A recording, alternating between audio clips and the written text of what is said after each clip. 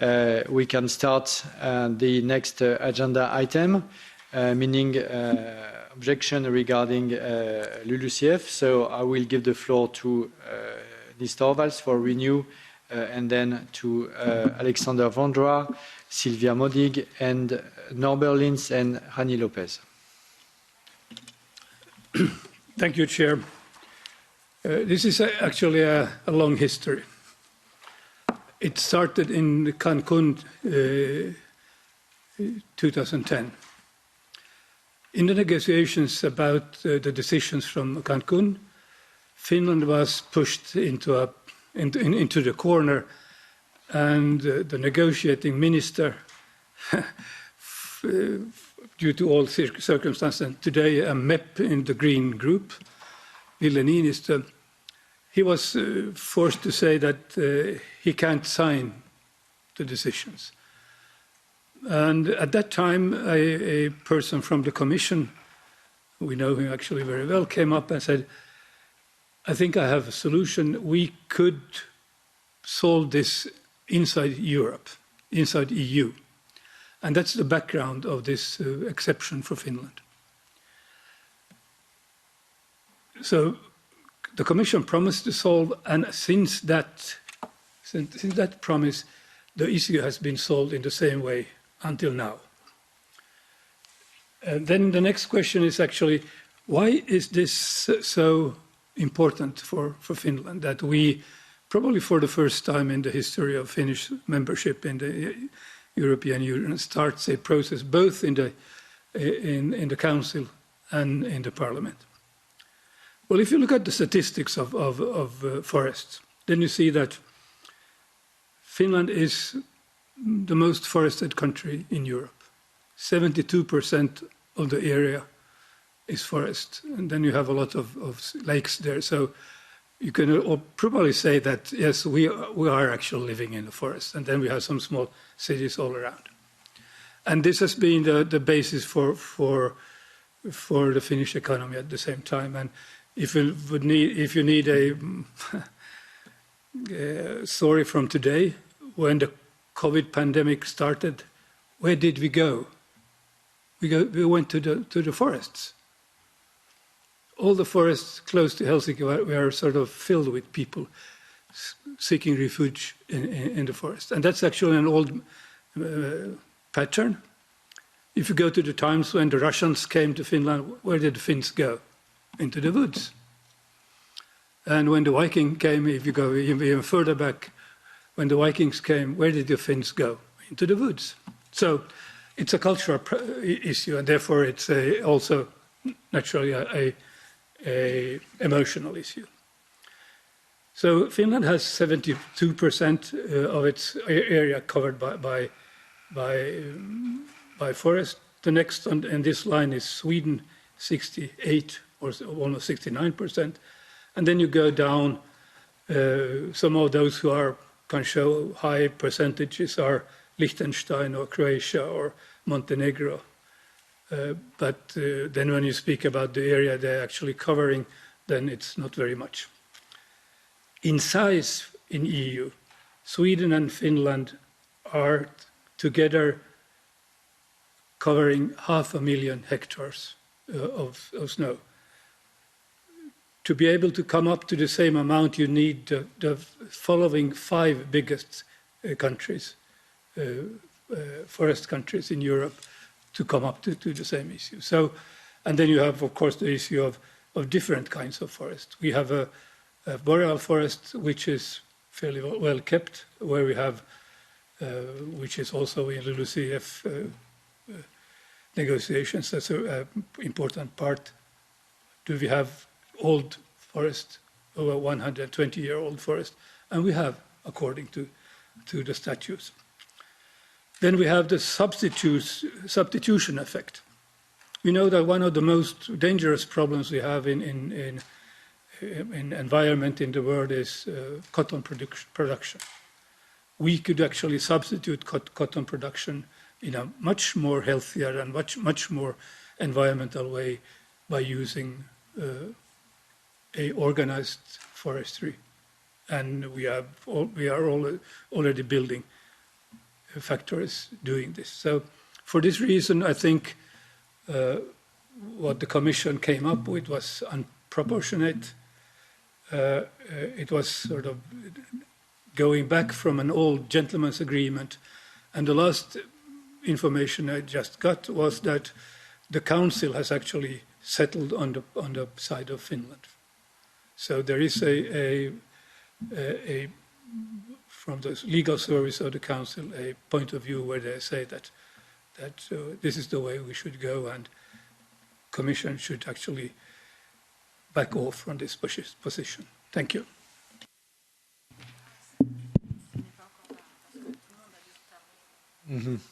Thank you.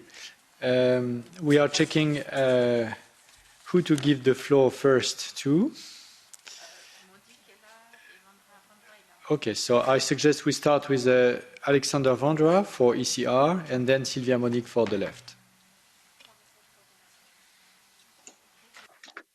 Thank you very much, Pascal. I don't know what is the privilege that I'm gonna to speak the first.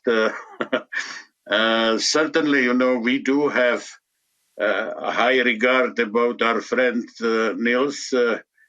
We also appreciate the specific circumstances of Finland with its extremely wide forest cover.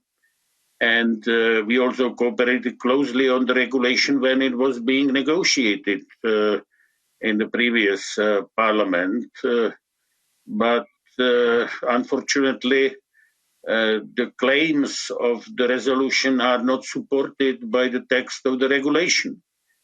And there are a lot of specifics for the other countries in different areas, and the parliament also does not honor us. So I think with regards to the parliament, the objection states that the compensation referred to LULUCF regulation should be understood as intended for use generally in all land accounting categories and not as being limited to use only within the category of managed forest land, since no such limitation is mentioned in any of the previous of the LULUCF regulation. So while Article 4 of the LULUCF regulation stating the general commitments does refer to all of the land accounting categories, Article 13 clearly limits its application to one category,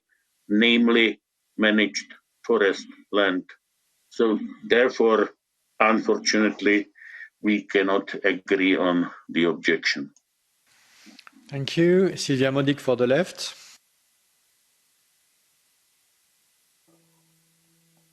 Thank you, Pascal. I will be speaking in Finnish. Arvoisa puheenjohtaja. Chairman, these are critical times with climate change. We have to move forward in all sectors quickly so we can solve the climate crisis. We need emissions reductions in all sectors. We need also to strengthen carbon sinks.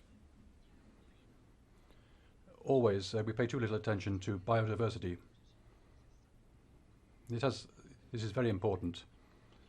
Biodiversity is weakening terribly, and forestry is very important in this, including LULUCF.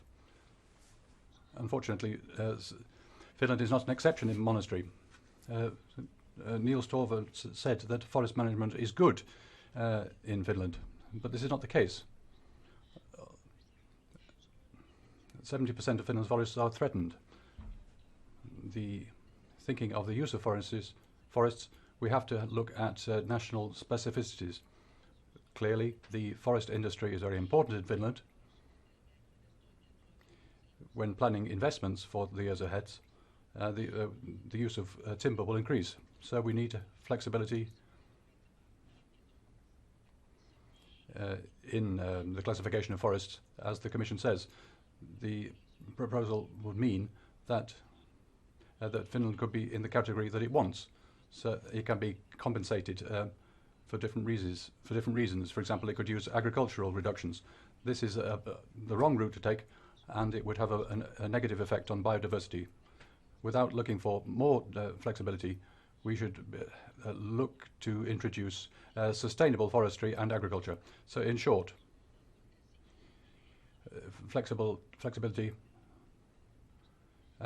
prevent us from reducing emissions from agriculture. Therefore, I cannot support the proposal. Thank you. We move to SND and Javi Lopez. Well, thank you very much, Chair. The objector claims that the delegated act restricts the use of the additional flexibility granted to Finland to exclusively manage forest land category, while calculating it is a part of the national managed forest and land flexibility allocation, thereby ruling out its use in the other land accounting categories covered by LULUCF regulation. The managed forest land flexibility established in the Article 13 of the LULUCF regulation sets a compensation system for richly forest countries to prevent an accounting debit on the managed forest land category. Under no circumstances, it may offset emissions beyond this category, and the additional flexibility granted to the Finland is included in Article 13, paragraph 4. And it's additional to the flexibility limits granted to all member states in Article 13, paragraph 3. If what the objector asks was correct, namely that the additional Finnish flexibility can be used on other land categories, it should have been included in the Article 12 of the LULUCF regulation that regulates flexibility between different land categories or accounting periods, which is not the case. The arguments raised in this objection are groundless in our view and do not reflect the provisions of the LULUCF regulation. The additional flexibility granted to Finland has been fixed within the Article 13, the managed forest land flexibility, and not within the Article 12, the general flexibilities. Therefore, the rules and limitations of Article 12 must be respected, and my group will vote against the objection. Thank you. We are still waiting for Norbert Lins for the EPP to join. So I suggest we give the floor to the Commission first, and then we will be back to Norbert Lins. So for the Commission, we have Mr. Luca De Carli, DG Climat. Thank you, Mr. Chair, and good afternoon, everyone. Of course, when we set out to prepare a delegated act, we can only implement what is in the basic act, which is the LULUCF regulation. As many speakers recalled, there's a basic obligation in LULUCF to balance emission and removals in the land sector, and then there's different land categories. Indeed, in Article 12, we have a general exception, meaning that member states, if they emit more than they remove, they can buy credits from another member state, or they can use within certain limits their ESR credits. And Article 13 is a specific exception only for the managed forest land category, where all member states get the possibility under certain conditions to emit a bit more if Europe as a whole has achieved the neutrality in the sector. And then in paragraph 4, there is an additional quantity given to Finland, taking into account the difficulty of achieving targets for countries that have a lot of forests. In our view, this possibility for Finland has only been given within the managed forest land category. It cannot be used, for example, for deforestation.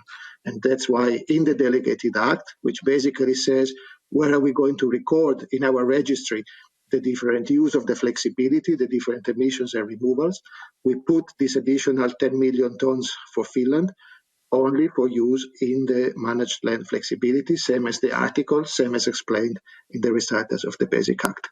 So we continue to believe that the Basic Act correctly implements, that the Delegated Act correctly implements the Basic Act, and that this additional flexibility for Finland was given by the co-legislators only for the use in the managed land category. Thank you, Mr. Chair. Thank you. So we have now for the EPP Norbert Lins.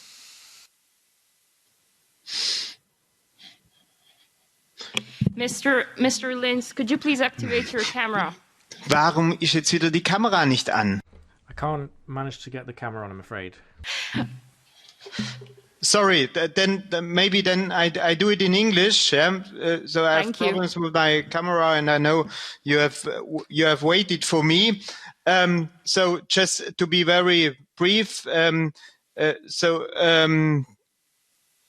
for the EPP, I can say that we are not in favor of the objection. We had had several meetings with stakeholders, with the Commission and the affected stakeholders, and we have the same opinion that the Commission fulfilled the obligations which were agreed 3 years ago within the negotiations on the LULUCF regulation. I was rapporteur myself there 3 years ago, and therefore I'm not in favor of these objections. We should set as soon as possible this regulation and this delegated act in place. Thank you very much. Thank you very much. So, and thank you, Norbert, for having been with us ahead of the schedule as well. So, we are going to vote on the objection tomorrow, and if applicable, there is a vote in the plenary in February.